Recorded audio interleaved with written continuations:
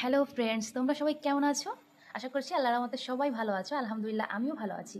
আজ তোমাদের মাঝে সবুজ সবুজ শাকের ভিডিও নিয়ে আসছি। দেখতে পাচ্ছ, এগুলো হচ্ছে বৈতা শাক। অনেকগুলো শাক এখানে শুনলে অবাক হবে, মাত্র 20 টাকার শাক। আমাদের বাসার সামনে একটা কাকা প্রতিদিন অনেক ধরনের শাক সবজি নিয়ে আসে। আমি কম বেশি প্রায় সময় তার কাছে শাক আনতে যাই। মানে এত মজা কাকার শাকগুলো, তাই ভাবলাম তোমাদের মাঝেও শেয়ার করি। শহরে বসে এই ধরনের শাক পাওয়াটা মানে খুবই ভাগ্যের ব্যাপার।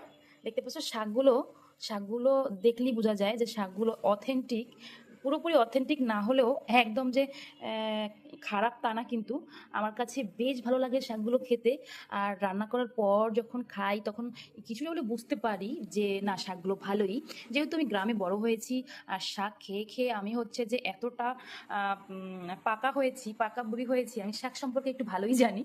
আর এখানে হচ্ছে দেখো, এগুলো হচ্ছে লাউ শাক। এটা এখানে 3টা ডগা আছে। এই 3টা ডগার দাম হচ্ছে তাও 20 টাকা। আর এনেছিলাম এই যে কাঁচামরিচ, ধনিয়া পাতা। ধনিয়া পাতাগুলো মাশাআল্লাহ, তাই না? একদম সবুজ। তো তোমরা কি কি শাক খেতে পছন্দ করো? কমেন্টস করে জানাবে। আর আমার কাছ থেকে কোনো শাকের রেসিপি চাও কিনা তাও জানাবে।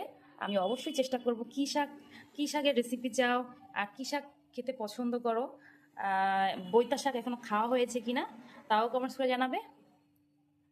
আমি এখানেই বিদায় নিচ্ছি। সবাই ভালো থেকো। আল্লাহ হাফিজ। আসসালামু আলাইকুম।